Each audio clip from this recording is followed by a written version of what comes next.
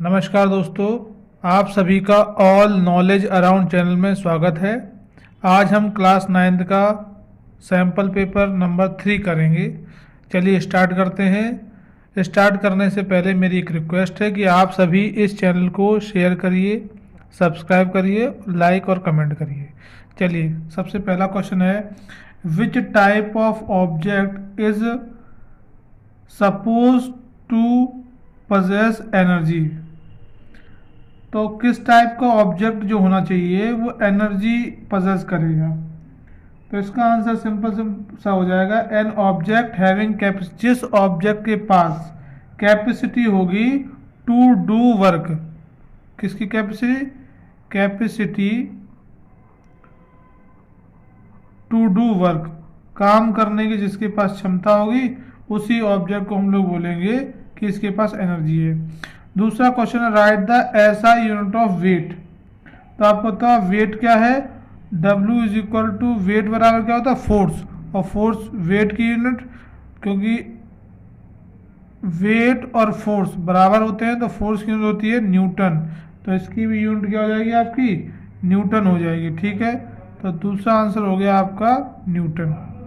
तीसरा क्वेश्चन कह रहा है, which of the following are true for an element. तो आपको पता है atomic number is equal to number of proton plus number of electron. तो ये आपका तो गलत है।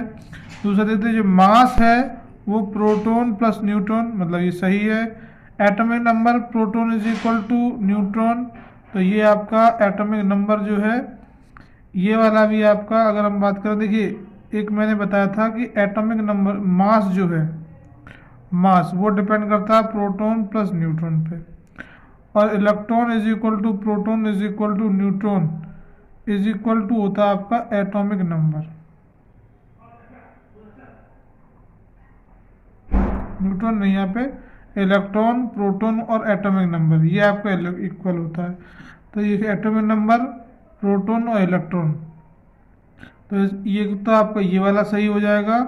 और एक आपका हो जाएगा सेकंड वाला सही हो जाएगा। तो सेकंड और फोर्थ सही हो जाएंगे। मास इज इक्वल टू होता है प्रोटॉन प्लस न्यूट्रॉन, और इलेक्ट्रॉन, प्रोटॉन और एटॉमिक नंबर ये आपके आपस में इक्वल होते हैं। चलिए नेक्स्ट क्वेश्चन की बात करते हैं। तो which of the following are physical change. Melting of iron metal physical change है। रस्टिंग ऑफ आयरन ये आपका केमिकल चेंज हो गया। Bending of an iron rod ये भी आपका फिजिकल चेंज हो गया। Drawing a wire from iron metal ये भी आपका हो गया फिजिकल चेंज। तो आपका आंसर हो जाएगा फर्स्ट, थर्ड और फोर्थ। तो देख ली कहाँ है फर्स्ट, थर्ड और फोर्थ, तो इसका सी आंसर आपका सही हो जाएगा। अगला क्वेश्चन कह रहा है, what is the function of cutin the wax substance present in the epidermis of desert plant. तो जो डेजर्ट लीव्स होती हैं छोटी छोटी तो वैसी होती हैं, और वहाँ पानी वैसे ही कम होता है। तो पानी, अगर वो पानी लॉस कर देंगे through the process of transpiration, अगर ट्रांसपिरेशन के थ्रू वाटर को इवेपोरेट कर देंगे तो पेड़ों के लिए पानी कम पड़ जाएगा, पेड़ सूख जाएंगे। इसलिए जो वैक्सी लेयर है, ये क्यूटिन जो है, ये क्या करती है? लॉज ऑफ वाटर को कंट्रोल करने का काम करती है। ठीक है, it control the loss of water, water के लॉस को कंट्रोल करने का काम करती है। अगला क्वेश्चन कह रहा है, which force cause the things to fall toward the earth. कौन सा फोर्स है जो किसी भी ऑब्जेक्ट को टुवार्ड द अर्थ नीचे गिराने में हेल्प करता है? तो ये हो जाएगा force of gravity, force of gravity. चलिए आगे देखते हैं। तो अगला क्वेश्चन,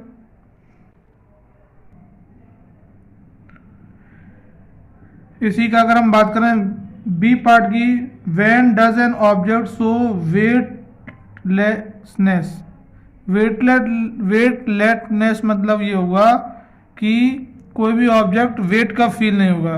ठीक है, वेटलेसनेस, तो ये हो जाएगा weightlessness is a state when object does not weight anything. तो जब उसका वेट नहीं होगा, it occurs only when object is in a state of free fall under the effect of only gravity. जब भी कोई अंडर द ग्रेविटी ऊपर से नीचे गिरता है तब ये जो कंडीशन है ये वाली फॉलो होती है। वेटलेसनेस। ठीक है, अगला कह रहा है give an example of gas in liquid solution. तो आपको पता है जो सोडा होता है, सोडा वो आपका क्या होता है, वो आपका होता है सोडा वाटर जो है वो इसी का एग्जाम्पल होता है। ठीक है, अगला क्वेश्चन कह रहा है write the name of element present in the common salt. तो कॉमन सॉल्ट का फॉर्मूला होता है सोडियम क्लोराइड NaCl।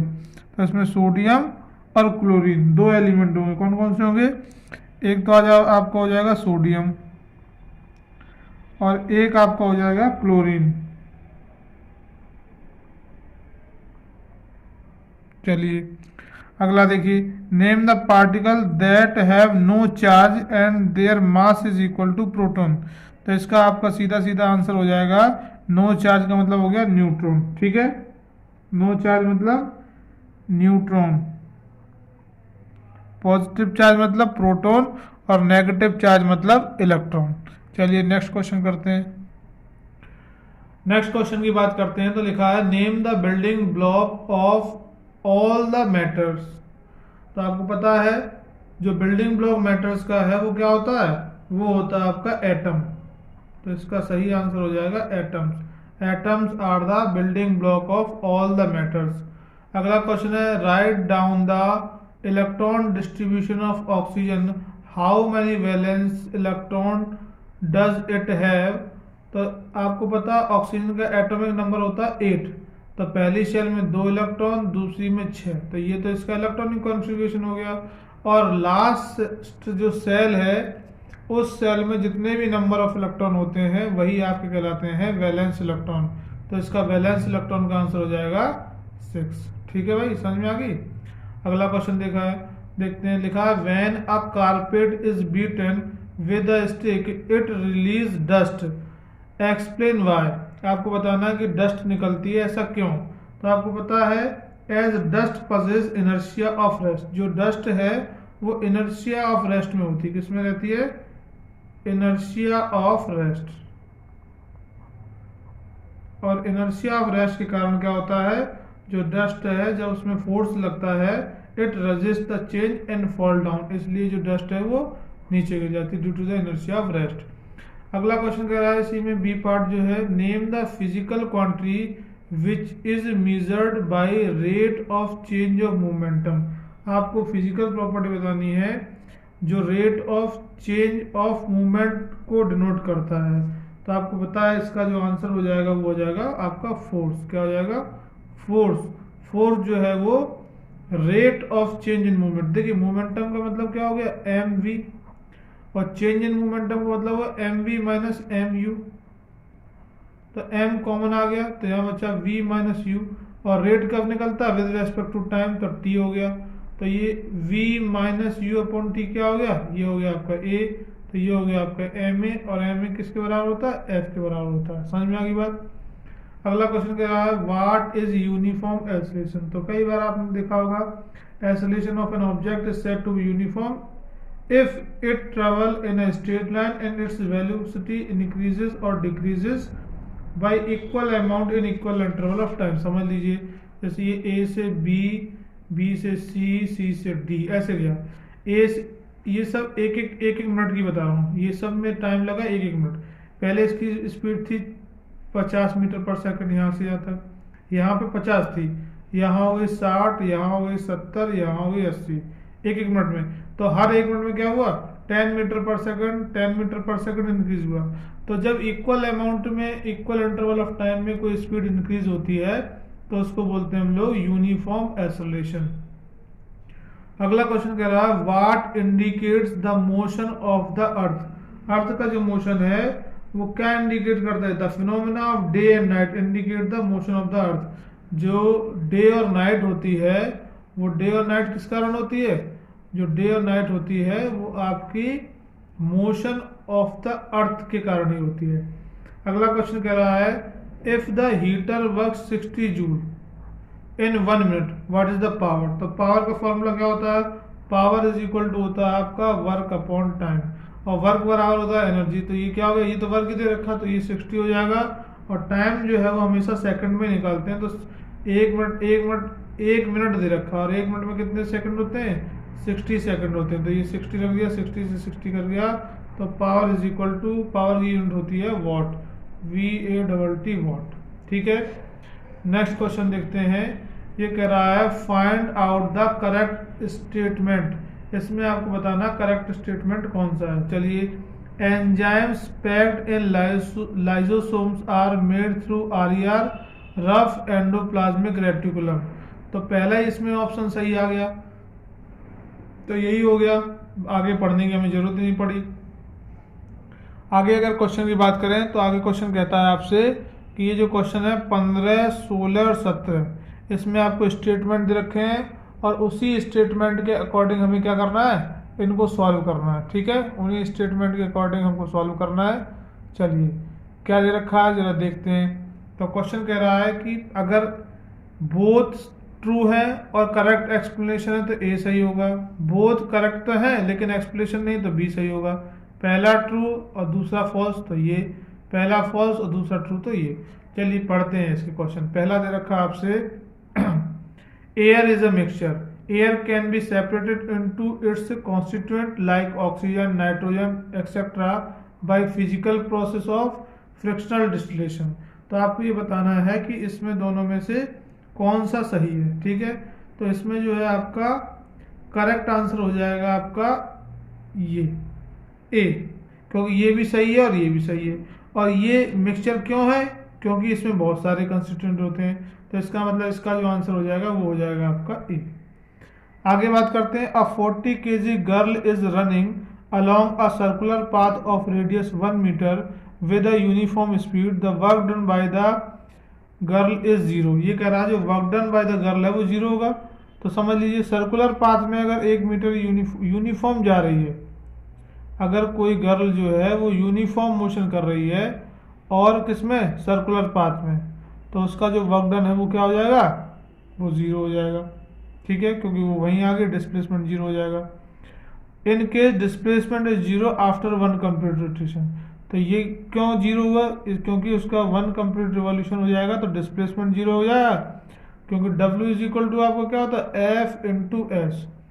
और वर्क डन जीरो कंडीशन क्या है, अगर फोर्स जीरो हुआ तो जीरो हो जाएगा, डिस्प्लेसमेंट जीरो हुआ तो जीरो हो जाएगा, या फोर्स और डिस्प्लेसमेंट के बीच में एंगल 90 डिग्री का होता है तो अभी जीरो हो जाता है। तो यहाँ ये वाला कंडीशन की वजह से ये जीरो हो गया, तो इसका भी आंसर हो जाएगा आपका ए। ठीक है, नेक्स्ट करते हैं 17 क्वेश्चन। ये कह रहा है क्लोरोप्लास्ट परफॉर्म फोटोसिंथेसिस। दूसरा कह रहा है क्लोरोप्लास्ट कंप्राइजेस फोटोसिंथेसिस पिगमेंट। तो 17 की बात करें तो इसमें भी सही है, क्लोरोप्लास्ट की वजह से फोटोसिंथेसिस होती है, क्योंकि क्लोरोप्लास्ट में क्या होते हैं, फोटोसिंथेसिस कराने वाले पिगमेंट प्रेजेंट होते हैं, इनको बोलते हैं क्लोरोफिल। तो इसका भी आपका आंसर हो जाएगा ए। चलिए नेक्स्ट क्वेश्चन करते हैं। तो नेक्स्ट क्वेश्चन अगर देखते हैं तो नेक्स्ट क्वेश्चन में 18 में ये फिगर बना के दे रखा है, इस फिगर के अकॉर्डिंग हमें इसका आंसर देना है। चलिए पढ़ते हैं question. Read the following and answer the following question. 8 के 5 तक आंसर देने हैं आपको। ये कह रहा है पहला क्वेश्चन है आइडेंटिफाई दिस टिश्यू। इसमें आपको जो इरेगुलर थिकेंड सेल वॉल दे रखी है, ये आपको एक टिश्यू दे रखा है। ठीक है, और टिश्यू में आपको बताना है कि कौन सा टिश्यू है। तो फिगर के हिसाब से अगर हम बात करें तो इसमें कौन सा है, ये आपका क्लोरेनकाइमा टिश्यू है। ठीक है, इसका डी ऑप्शन सही हो जाएगा। चलिए नेक्स्ट करते हैं।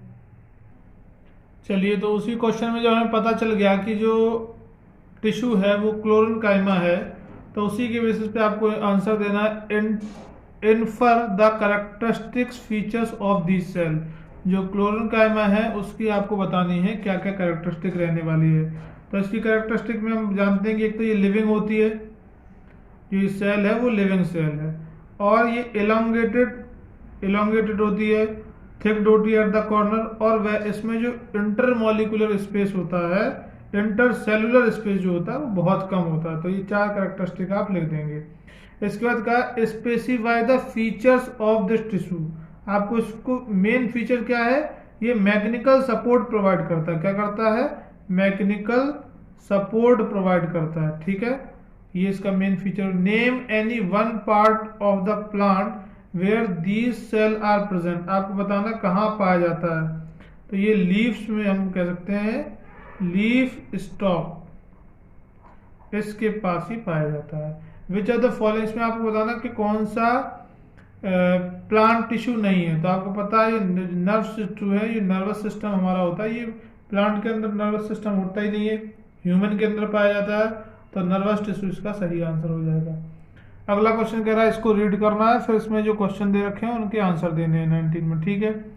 Read the following and the answer the, ठीक है। Sanjana observed that when 3 gram of carbon is burned 8 gram of oxygen 11 gram of carbon dioxide is produced based on the given information answer the following question.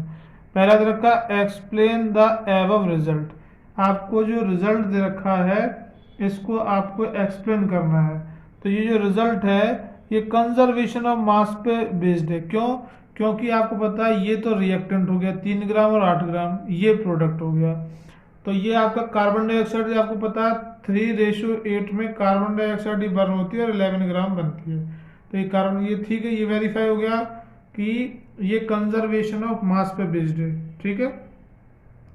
क्योंकि reactant का मास और product का मास हमेशा कैसा होगा? Equal होगा। और दूसरा ये, ठीक है। अगर name the law that is involve in the ever process, आपको लॉ बताना है कौन सा जो लॉ है वो इस पर वर्क करेगा। तो इसमें आपका हो जाएगा जो ये आपका जो रेशियो आया है ना, सेम इसमें कार्बन डाइऑक्साइड में 3:8 में होता है, तो 3:8 में आपका ये हो जाएगा लॉ ऑफ डेफिनेट प्रोपोर्शन। क्या हो जाएगा? लॉ ऑफ डेफिनेट प्रोपोर्शन, ठीक है। चलिए आगे बढ़ते हैं। आगे कह रहा है What does this law says? ये लॉ क्या कहता है? The element are always present in definite proportion by mass in chemical substance। कुल मिला के जब भी कोई कंपाउंड बनता है दो एलिमेंट्स के मिलाने से, तो वो जो एलिमेंट है वो फिक्स प्रोपोर्शन में ही मिला, जैसे कि कार्बन का 3:8 हो गया, ऐसे आप अगर वाटर बनाएंगे H2O तो उसमें हमेशा आपका क्या रहता है? H2O में 1:8 निकल के आता है, ठीक है। चलिए, which postulate of Dalton atomic theory is the result of law of conservation of mass। इसमें डाल्टन की एटॉमिक थ्योरी दे रखी है, इसमें से आपको बताना है कौन सा law of conservation of mass को फॉलो करता है, ठीक है। देखते हैं इसका सही आंसर क्या हो जाएगा। तो इसका सही आंसर हो जाएगा आपका, पढ़ते हैं पहले। ये कह रहा है atomic atoms combined in the ratio of small whole number, ठीक है, ये थी है, लेकिन इससे मतलब नहीं है। Relative number of and kind of atom are constant, ये प्रोपोर्शन वाला हो जाएगा। Atoms of different element different mass, ये नहीं है। Atoms can neither be subdivided created और नॉट डिस्ट्रक्टेड, तो ये इसका आंसर सही हो जाएगा, ठीक है। आगे अगर हम बात करें, चलिए आगे क्वेश्चन देखते हैं। इसी में ये कह रहा है name one more compound which can be form by combining carbon और ऑक्सीजन। तो कार्बन और ऑक्सीजन से CO भी बनता है। CO का मतलब होता है कार्बन मोनोऑक्साइड। जब कोई बर्निंग प्रॉपर होती है तो कार्बन डाइऑक्साइड निकलती है, लेकिन जब केवल कोई मान लीजिए लकड़ी सुलग रही है, जल नहीं रही है, तो उस समय उसमें कार्बन मोनोऑक्साइड गैस निकलती है। आगे देखते हैं, अगला क्वेश्चन नंबर 20 कह रहा है, इसमें भी आपको ऑब्जर्वेशन देखनी है और ऑब्जर्वेशन के आधार पे आपको नीचे दिए हुए क्वेश्चंस के आंसर देखने, ठीक है। चलिए देखते हैं जरा। तो ये क्वेश्चन कह रहा है आपसे, ये आपको ये दे रखे हैं आपको फिगर। अब ये कह रहा है which of the graph indicate negative acceleration. तो आपको पता है कि ये आ रहा है नीचे की ओर, तो नेगेटिव एसिलेशन के लिए कौन सा हो जाएगा? इसमें ग्राफ फर्स्ट जो है, ये पहला ग्राफ जो है वो नेगेटिव एसिलेशन शो कर रहा है। What do you infer from the graph where velocity time graph is parallel to the time axis. तो इसका आप देख लीजिए कौन सा में हो रहा है, इसमें आपको बताना है। इसमें बताना है अगर कोई कौन सा ग्राफ है, देखिए पहले वेलोसिटी और टाइम ग्राफ है, तो हम क्या देख रहे हैं? वेलोसिटी टाइम ग्राफ में। तो इसमें देखिए कह रहा है कि कौन सा वेलोसिटी, ठीक है, सॉरी वेलोसिटी टाइम ग्राफ है is parallel to the axis, time axis. तो जब टाइम एक्सिस के पैरेलल का मतलब ये हो गया कि वेलोसिटी कांस्टेंट है, और जहां भी वेलोसिटी कांस्टेंट होती है उसका मतलब एसिलेशन जो है आपका वो 0 हो जाता है। अगला कह रहा है which of the graph represent a body moving with initial velocity not equal to 0। तो देखिए इसमें जो है आपके थर्ड वाले में वेलोसिटी पहले से ही जब ग्राफ बना तो कुछ ना कुछ वेलोसिटी थी, तो इसका आंसर हो जाएगा third. Name the type of motion in which speed remain constant but the velocity of the body change, तो इसका आंसर हो जाएगा एक्सेलरेटेड मोशन। क्या हो जाएगा? Accelerated motion. चलिए नेक्स्ट करते हैं। तो ये जो ग्राफ है वो क्या रिप्रेजेंट कर रहे हैं? सब में देखिए वेलोसिटी और टाइम, तो ये इसका आंसर हो जाएगा वेलोसिटी टाइम ग्राफ है। चलिए आगे करते हैं।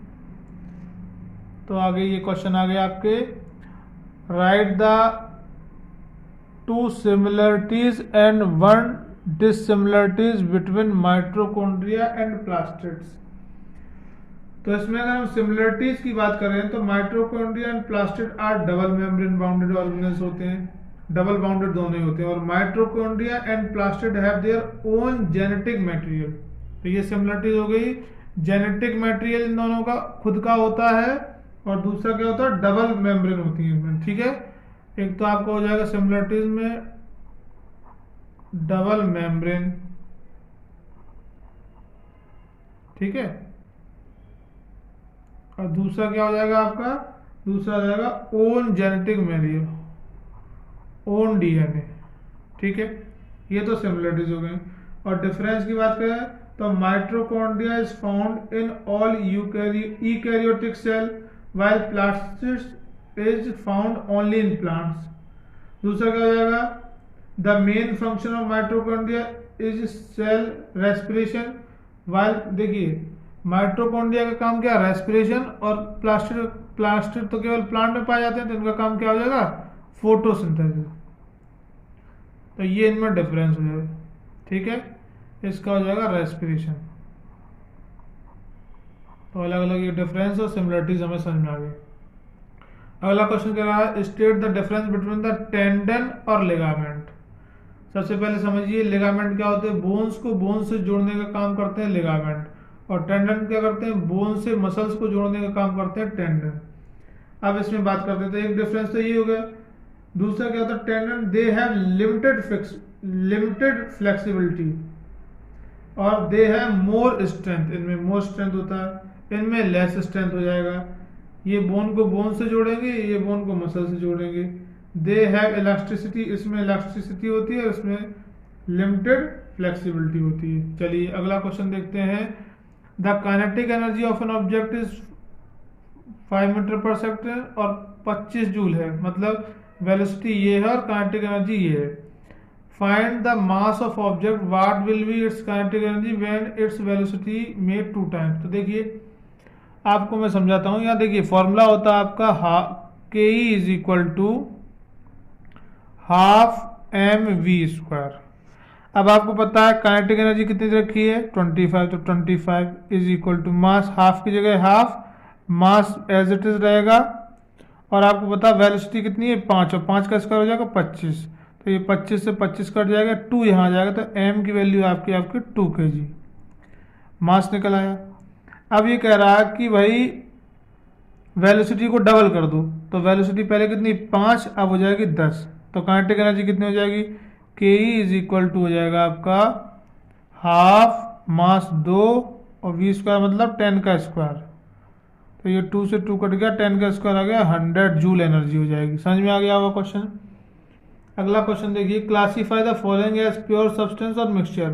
तो आपको पता है ये तो प्योर होगा 24 कैरेट गोल्ड, और ये एयर जो है मिक्सचर होगा, ठीक है, ठीक है। इसमें और भी पूछा, इफ मिक्सचर है तो इंडिकेट बताना है कि होमोजीनियस मिक्सचर है कि हेट्रोजीनियस मिक्सचर है, ठीक है। तो आपको पता है एयर कैसा होता है? होमोजीनियस मिक्सचर होता है एयर। ये आपका प्योर हो गया और ये हो गया आपका मिक्सचर, और मिक्सचर में भी ये आपका हो गया कौन सा मिक्सचर? होमोजीनियस। चलिए अगला क्वेश्चन करते हैं। Give 2 reason to support the statement that CO2 is a compound and not a mixture. तो सिंपल सा एक तो यही हो गया कि ये जो है लॉ ऑफ कांस्टेंट प्रोपोर्शनल को शो करता है। एक तो हमने बताया कंपाउंड कब जो बनते हैं, जब एलिमेंट को एलिमेंट से मिला है, तो यहाँ पे कार्बन भी एलिमेंट है और ऑक्सीजन भी एलिमेंट, तो कंपाउंड बनेगा। और दूसरा बताया कि कंपाउंड बनने के लिए फिक्स रेशियो चाहिए, तो इसमें कार्बन डाइऑक्साइड में 3:8 मिलता है, तब ये कंपाउंड बनता है। तो ये बात भी आपको समझ में आ गई होगी। ठीक है, क्लियर है। आगे देखते हैं, अगला रखा है list any two function of epithelial tissue in human body.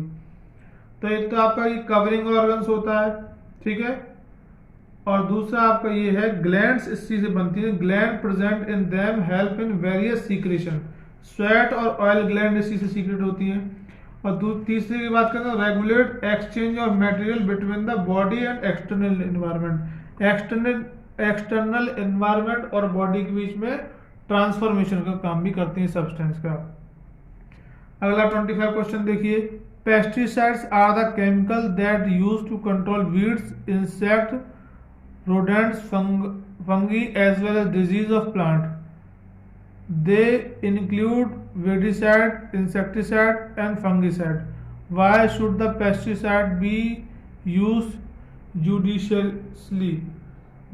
ठीक है, तो इसका जो आंसर आपका हो जाएगा, क्योंकि इनको क्यों कम से कम यूज करते हैं, क्योंकि ज्यादा से ज्यादा यूज करने पे क्या हुआ, their excessive use cause environmental pollution.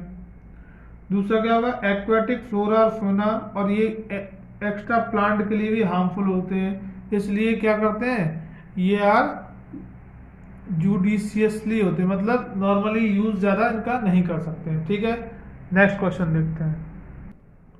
तो अगला क्वेश्चन देखते हैं, ये कह रहा है क्लासीफाई द फॉलोइंग केमिकल और फिजिकल। तो बॉइलिंग ऑफ वाटर से क्या होगा, वाटर से स्टीम बन जाएगी, तो ये आपका फिजिकल चेंज हो गया। बर्निंग ऑफ पेपर नया सब्सटेंस बन जाएगा, तो ये केमिकल चेंज हो गया। ठीक है, अगला क्वेश्चन देखते हैं, what is the relation between the mass and the weight of the body. Mass और वेट में आपको डिफरेंस बताना है। तो weight of the body is the force of attraction of the earth on the body, the force depend on the mass of the body and the acceleration due to the gravity. ठीक है, तो आपका जो F is equal to होता है वो क्या होता है, एक तो एम ए होता है और A बराबर जी, तो ये F इज इक्वल टू हो जाएगा आपका एम जी, और W बराबर भी क्या होता है आपका एम जी। ठीक है, तो आपका क्या हुआ, तो ये मास और वेट में आपका रिलेशन निकल के आ गया। ठीक है, अगला कह रहा है what are the difference between the mass और वेट में डिफरेंस क्या है, ये तो रिलेशन हो गया। तो आपको पता है जो मास है it's value remain constant, all place पे कांस्टेंट रहती है, ये जी के पे डिपेंड करती है। ठीक है, ये स्केलर क्वांटिटी है, ये आपके वेक्टर क्वांटिटी है, ये कभी जीरो नहीं हो सकती, ये जीरो भी हो सकती है। इसकी ऐसा यूनिट केजी होती है और इसकी होती है आपकी न्यूटन, या कह सकते हैं केजी वॉट। ठीक है, यहां तक बात समझ में आएगी। चलिए अगला क्वेश्चन है, find the weight of an object at height 6400 km above the earth surface. The weight of the object of the surface of the earth is 20 newton. The radius of the earth is 6400 km. आपको निकालना है wait, तो हमें पता है सबसे पहले निकालते हैं इसका मास क्या हो जाएगा। तो आपको ये फॉर्मूला यहाँ सॉल्व करता हूँ मैं, यहाँ देखिए ये हो जाएगा आपका W is equal to M G, और ये दे रखा आपको 20 न्यूटन। तो G की वैल्यू अगर 9.8 लगाएंगे तो मास इज इक्वल टू क्या हो जाएगा, W अपॉन जी, तो ये हो जाएगा आपका 20 अपॉन 9.8। ठीक है, यहाँ तक समझ में आ गया। तो ये आज आपका होगा 2.4 kg, और आपको निकालना क्या है G, तो W इज इक्वल टू क्या होगा आपका एम जी हो जाएगा। ठीक है, M आपको देखा 20, और आपको एम जी जो है वो रेडियस पर डिपेंड करती है, तो ये हो जाएगा रेडियस ऑफ अर्थ का square upon radius of earth का स्क्वायर प्लस हाइट का स्क्वायर। ठीक है, तो अगर इसको सॉल्व करेंगे तो ये आ जाएगा आपका 20, यहाँ देखिए 20 इंटू 6400 अपॉन 12800, तो ये कट के आंसर आ जाएगा आपका 5 न्यूटन। ठीक है, नेक्स्ट क्वेश्चन देखें तो कह रहा है write the difference between the physical and chemical change, give one example in with both physical and chemical change take place. तो आपका बर्निंग ऑफ कैंडल हो जाएगा जिसमें फिजिकल चेंज और केमिकल चेंज दोनों शो होते हैं, ठीक है। और आपको डिफरेंस की बात करें तो फिजिकल चेंज में क्या होता है, कोई नया सब्सटेंस नहीं बनता है, ओनली फिजिकल प्रॉपर्टी चेंज होती है। एग्जांपल में मेल्टिंग ऑफ वैक्स लिख दीजिए या स्टेट चेंज इन वाटर लिख दीजिए। और केमिकल चेंज में उल्टा होता है, न्यू सब्सटेंस बनता है, केमिकल प्रॉपर्टी चेंज होती है, बर्निंग ऑफ वैक्स लिख दीजिए। और दोनों में बर्निंग ऑफ कैंडल लिख दीजिए, ठीक है। नेक्स्ट क्वेश्चन की ओर चलते हैं। तो अगला कह रहा है एन एटम ऑफ एलिमेंट है 3 सेल है, third in the third shell outermost which is outermost shell. तो आपको बताना है इसका इलेक्ट्रॉनिक कॉन्फ़िगरेशन कितना होगा, ठीक है। तो एक बार पढ़ लेते हैं। एन एटम ऑफ एलिमेंट है 3, लास्ट वाले में 3 इलेक्ट्रॉन है, तो इलेक्ट्रॉनिक पहले में 2 होते हैं, दूसरे में 8 होते हैं, तीसरे में 3 हो जाएंगे। द एटॉमिक नंबर कितना हो गया, 13 हो जाएगा, जोड़ देंगे। प्रोटॉन भी कितने होते हैं, 13 ही होंगे। वैलेंसी कितनी होगी, 3 है, तो ये 3 लूज कर देगा तो वैलेंसी 3 हो जाएंगे।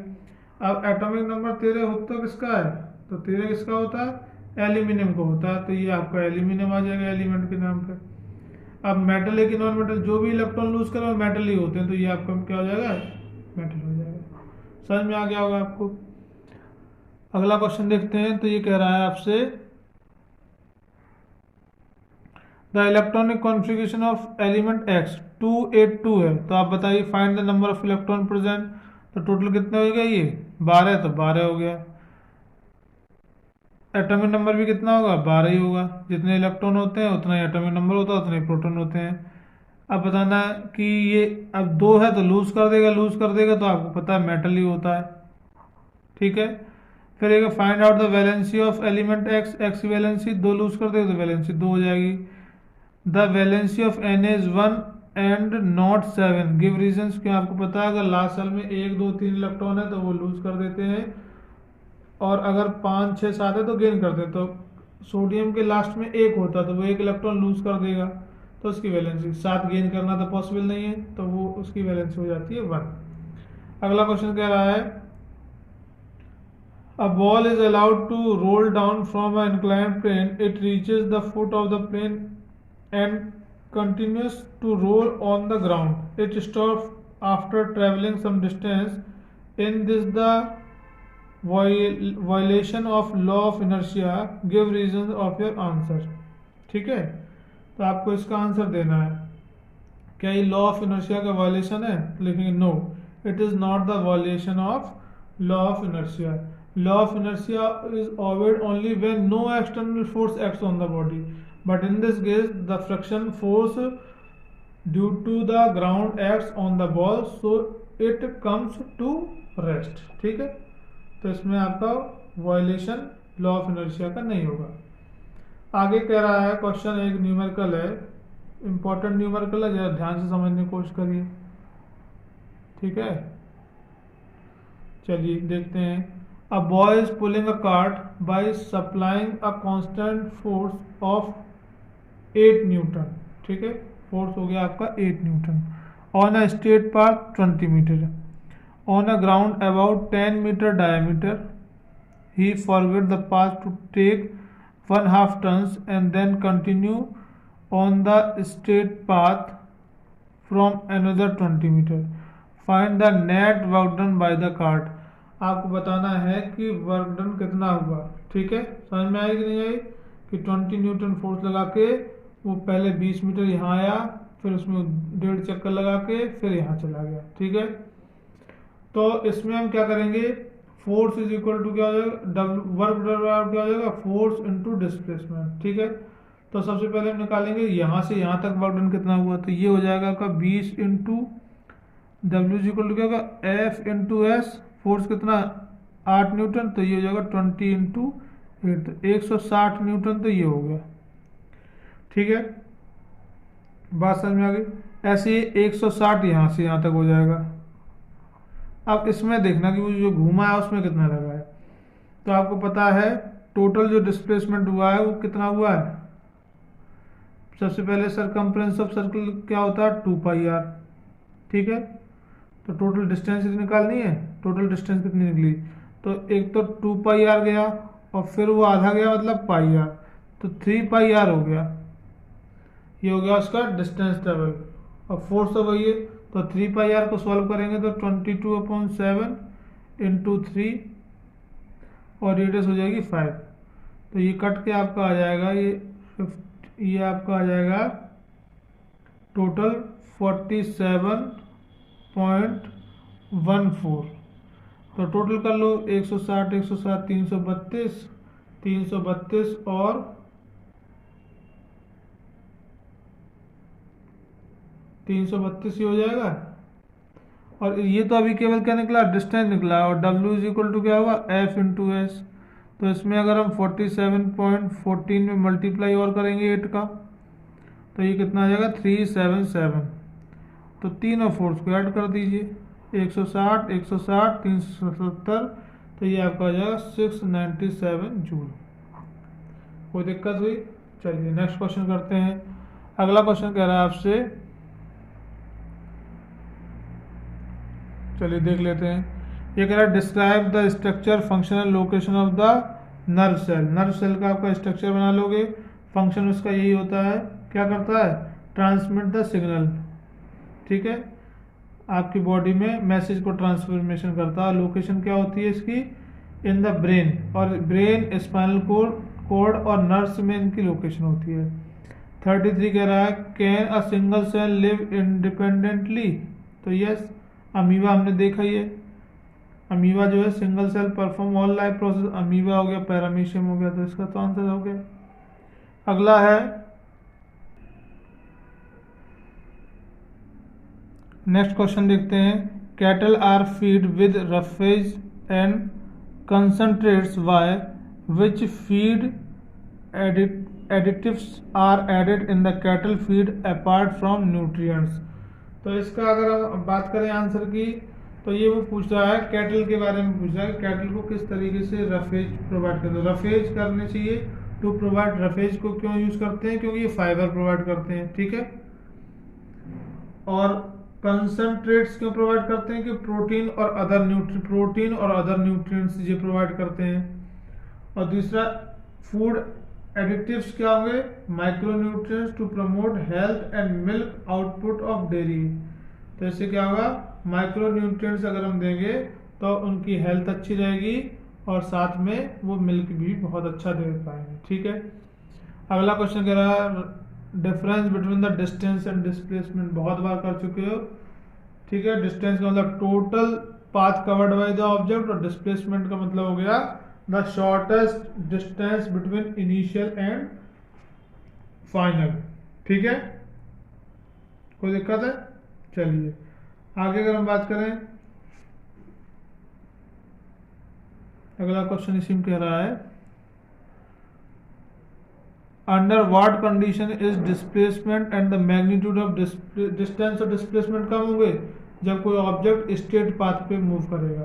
तो डिस्टेंस और डिस्प्लेसमेंट दोनों आपके कैसे होते हैं, इक्वल होते हैं स्ट्रेट पाथ पे, ठीक है। अगला the minute hand of the wall clock is 10 centimetre long, find the displacement and the distance covered by 10 AM to 10:30। तो 10:30 तक निकालना है, ठीक है। तो इसका मतलब तो लेंथ हो जाएगी उसकी जो 10 सेंटीमीटर, ये रेडियस का काम करेगी, सर गोल होती है। और डिस्टेंस जो ट्रेवल किया है वो टोटल होता है 2 पाई आर, लेकिन आधा घंटा मतलब आधा उसका, तो आधा मतलब हो जाएगा कितना, पाई आर। पाई आर का मतलब 22/7 और रेडियस का मतलब 10, तो 220/7 हो जाएगा, ठीक है। तो ये आपका आ जाएगा 31.43 सेंटीमीटर।